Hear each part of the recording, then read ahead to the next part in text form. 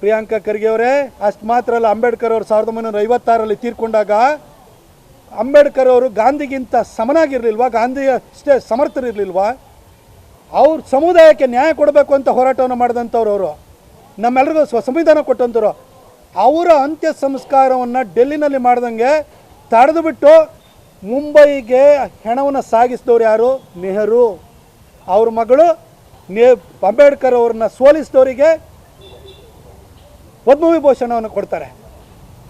ಪ್ರಿಯಾಂಕಾ ಖರ್ಗೆ, ನೀವು ನೆಹರು ಮರಿಮಗಳ ಹೆಸರಿಟ್ಕೊಂಡಿದ್ದೀರಿ, ಇಂದಿರಾ ಗಾಂಧಿಯವರ ಮೊಮ್ಮಗಳ ಹೆಸರಿಟ್ಕೊಂಡಿದ್ದೀರಿ.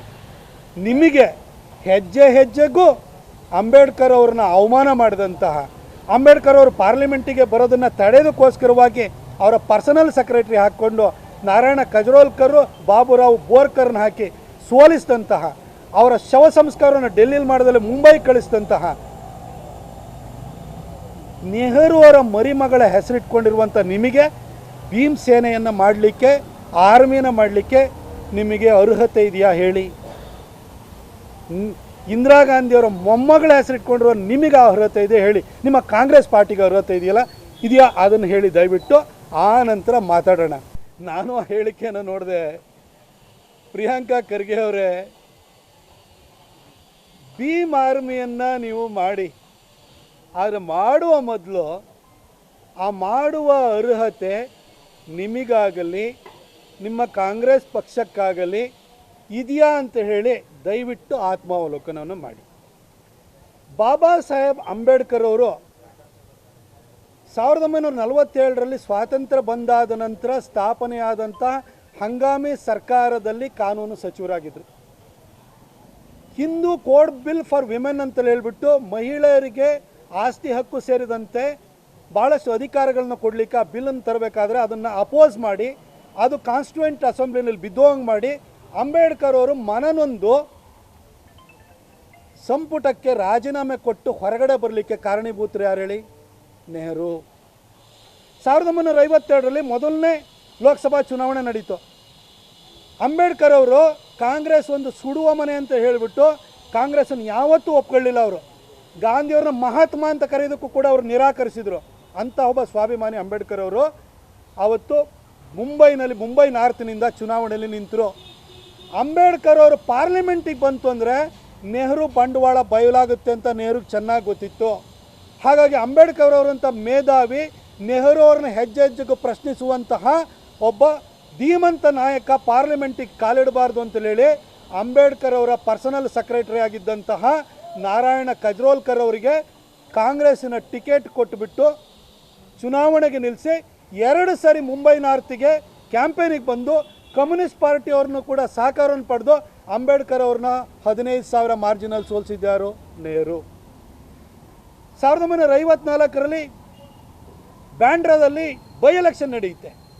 ಬೈ ಎಲೆಕ್ಷನಲ್ಲಿ ಕಾಂಗ್ರೆಸ್ಸು ಮತ್ತೆ ಅಂಬೇಡ್ಕರ್ ಅವರು ಪಾರ್ಲಿಮೆಂಟನ್ನು ಪ್ರವೇಶ ಮಾಡಬಾರ್ದು ಅಂತೇಳಿ ಬಾಬುರಾವ್ ಅವರನ್ನು ಚುನಾವಣೆಗೆ ನಿಲ್ಲಿಸುತ್ತೆ. ಬಾಬುರಾವ್ ಬೋರ್ಕರ್ ಅವ್ರನ್ನ ಚುನಾವಣೆಗೆ ನಿಲ್ಲಿಸಿ ಅಂಬೇಡ್ಕರ್ ಅವ್ರನ್ನ 3ನೇ ಸ್ಥಾನಕ್ಕೆ ಹೋಗೋ ರೀತಿಯಲ್ಲಿ ಮಾಡ್ತಾರೆ. ನೆಹರು ಅವತ್ತು ಮತ್ತೆ ಅಂಬೇಡ್ಕರ್ ಅವರು ಪಾರ್ಲಿಮೆಂಟಿಗೆ ಬರುವಂಥದ್ದನ್ನು ತಡೀತಾರೆ. ನೆಹರು 1954 ನಂತರ 55ರಲ್ಲಿ ತನಗೆ ತಾನೇ ಭಾರತ ರತ್ನನ ಕೊಟ್ಕೊಳ್ತಾರೆ. ಆದರೆ ಈ ಸಂವಿಧಾನವನ್ನು ಬರೆದಂಥ ಸಂವಿಧಾನ ಶಿಲ್ಪಿ, ಅದ್ಭುತವಾದಂತಹ ಸಂವಿಧಾನ, ಇಡೀ ಪ್ರಪಂಚಕ್ಕೆ ಮಾದರಿಯಾದಂಥ ಸಂವಿಧಾನ, ನಮ್ಮೆಲ್ಲರಿಗೂ ಕೂಡ ಹಕ್ಕನ್ನು ಕೊಟ್ಟಂಥ ಸಂವಿಧಾನ, ದೀನ ದಲಿತರ ಶ್ರೇಯೋಭಿವೃದ್ಧಿನ ಮಾಡುವಂಥ ಸಂವಿಧಾನ ಕೊಟ್ಟಂಥ ಬಾಬಾ ಸಾಹೇಬ್ ಅಂಬೇಡ್ಕರ್ಗೆ ಭಾರತ ರತ್ನ ನೀವು ಕೊಡಲಿಲ್ಲ. ನೆಹರು ತನಗೆ ತಾನೇ ಕೊಟ್ಕೊಂಡ್ರು 54ರಲ್ಲಿ, 55ರಲ್ಲಿ. 71ರಲ್ಲಿ ಇಂದಿರಾ ಗಾಂಧಿ ಬಂದರು, ತನಗೆ ತಾನೇ ಭಾರತ ರತ್ನ ಕೊಟ್ಕೊಂಡ್ರು, ಆದರೆ ಅಂಬೇಡ್ಕರ್ ಅವ್ರಿಗೆ ಕೊಡಲಿಲ್ಲ. ಆದರೆ ಅಂಬೇಡ್ಕರ್ ಅವ್ರನ್ನ ಮೊದಲನೇ ಚುನಾವಣೆಯಲ್ಲಿ ಸೋಲಿಸಿದಂತಹ ನಾರಾಯಣ ಕಜ್ರೋಲ್ಕರ್ಗೆ ಪದ್ಮವಿಭೂಷಣ ಕೊಡ್ತೀರಿ. ಪ್ರಿಯಾಂಕಾ ಖರ್ಗೆ ಅವರೇ, ಅಷ್ಟು ಮಾತ್ರ ಅಲ್ಲ, ಅಂಬೇಡ್ಕರ್ ಅವರು 1956ರಲ್ಲಿ ತೀರ್ಕೊಂಡಾಗ ಅಂಬೇಡ್ಕರ್ ಅವರು ಗಾಂಧಿಗಿಂತ ಸಮನಾಗಿರಲಿಲ್ವಾ? ಗಾಂಧಿ ಅಷ್ಟೇ ಸಮರ್ಥರಿರಲಿಲ್ವಾ? ಅವ್ರ ಸಮುದಾಯಕ್ಕೆ ನ್ಯಾಯ ಕೊಡಬೇಕು ಅಂತ ಹೋರಾಟವನ್ನು ಮಾಡಿದಂಥವ್ರು ಅವರು, ನಮ್ಮೆಲ್ಲರಿಗೂ ಸಂವಿಧಾನ ಕೊಟ್ಟಂಥವ್ರು. ಅವರ ಅಂತ್ಯ ಸಂಸ್ಕಾರವನ್ನು ಡೆಲ್ಲಿನಲ್ಲಿ ಮಾಡ್ದಂಗೆ ತಡೆದು ಬಿಟ್ಟು ಮುಂಬೈಗೆ ಹೆಣವನ್ನು ಸಾಗಿಸಿದವ್ರು ಯಾರು? ನೆಹರು. ಅವ್ರ ಮಗಳು ಅಂಬೇಡ್ಕರ್ ಅವ್ರನ್ನ ಸೋಲಿಸಿದವರಿಗೆ ಪದ್ಮವಿಭೂಷಣವನ್ನು ಕೊಡ್ತಾರೆ. ಪ್ರಿಯಾಂಕಾ ಖರ್ಗೆ ನೀವು ನೆಹರು ಮರಿಮಗಳ ಹೆಸರಿಟ್ಕೊಂಡಿದ್ದೀರಿ, ಇಂದಿರಾ ಗಾಂಧಿಯವರ ಮೊಮ್ಮಗಳ ಹೆಸರಿಟ್ಕೊಂಡಿದ್ದೀರಿ.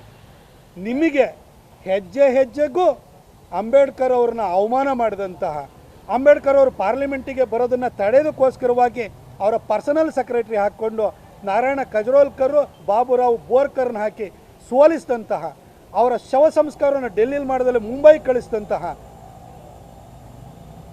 ನೆಹರು ಅವರ ಮರಿಮಗಳ ಹೆಸರಿಟ್ಕೊಂಡಿರುವಂಥ ನಿಮಗೆ ಭೀಮ್ ಸೇನೆಯನ್ನು ಮಾಡಲಿಕ್ಕೆ, ಆರ್ಮಿನ ಮಾಡಲಿಕ್ಕೆ ನಿಮಗೆ ಅರ್ಹತೆ ಇದೆಯಾ ಹೇಳಿ? ಇಂದಿರಾ ಗಾಂಧಿಯವರ ಮೊಮ್ಮಗಳ ಹೆಸರಿಟ್ಕೊಂಡಿರುವ ನಿಮಗೆ ಅರ್ಹತೆ ಇದೆ ಹೇಳಿ? ನಿಮ್ಮ ಕಾಂಗ್ರೆಸ್ ಪಾರ್ಟಿಗೆ ಅರ್ಹತೆ ಇದೆಯಾ ಅದನ್ನು ಹೇಳಿ ದಯವಿಟ್ಟು. ಆ ನಂತರ ಮಾತಾಡೋಣ. ಅದ್ರ ಜೊತೆಗೆ ಮುಂದುವರೆದು ಒಂದು ಸಣ್ಣದೊಂದು ವಿಚಾರ ಹೇಳ್ಬಿಡ್ತೀನಿ. ಪ್ರಿಯಾಂಕ್ ಖರ್ಗೆ ಅವರೇ, ಅಂಬೇಡ್ಕರ್ ಅವರಿಗೆ ಭಾರತ ರತ್ನ ಕೊಟ್ಟಿದ್ದು 1990ರಲ್ಲಿ BJP ಬೆಂಬಲಿತ VP ಸಿಂಗ್ ಸರ್ಕಾರ.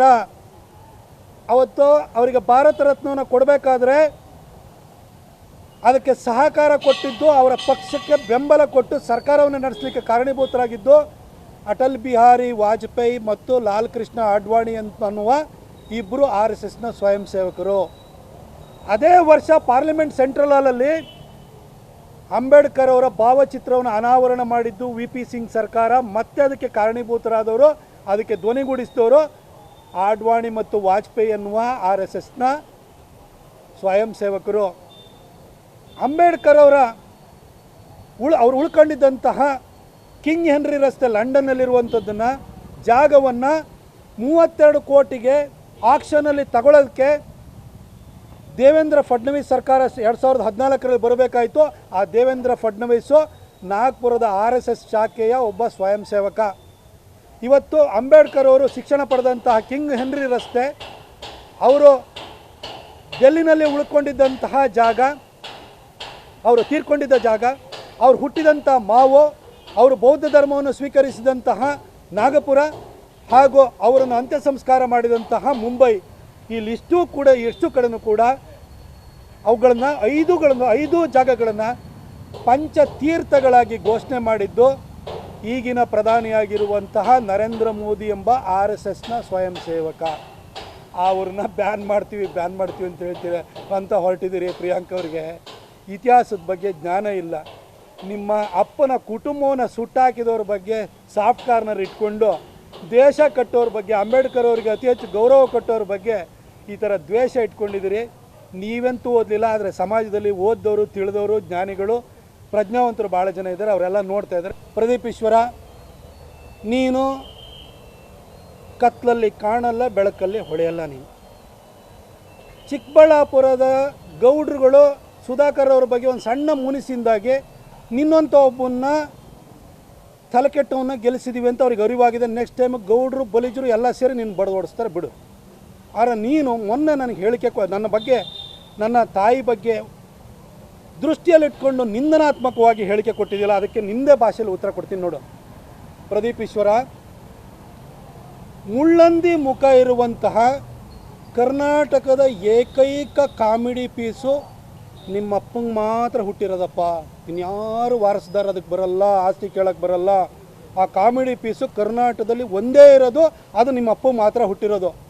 ಆದರೆ ನಮ್ಮಪ್ಪ ಏನಾದ್ರೂ ಕೂಡ ಅವ್ರ ಪ್ರಾಯದಲ್ಲಿ ಚಿಕ್ಕಬಳ್ಳಾಪುರದ ಕಡೆ ಹೋಗಿದ್ದರೆ ನೀನು ಭಾಳ ಸುಂದರವಾಗಿ ಹುಟ್ಟುತ್ತಾ ಇದ್ದೇನೆ. ಇನ್ನೊಂದು ಸಾರಿ ವೈಯಕ್ತಿಕವಾಗಿ ಮಾತಾಡ್ತಾ ಇರ್ಬೇಕಾದ್ರೆ ಎಚ್ಚರಿಕೆಯಿಂದ ಇರಬೇಕು ಮಗನೇ. ಇದನ್ನು ನಿನಗೆ ವಾರ್ನಿಂಗ್ ಕೊಟ್ಟು ಹೇಳ್ತಾ ಇದ್ದೀನಿ.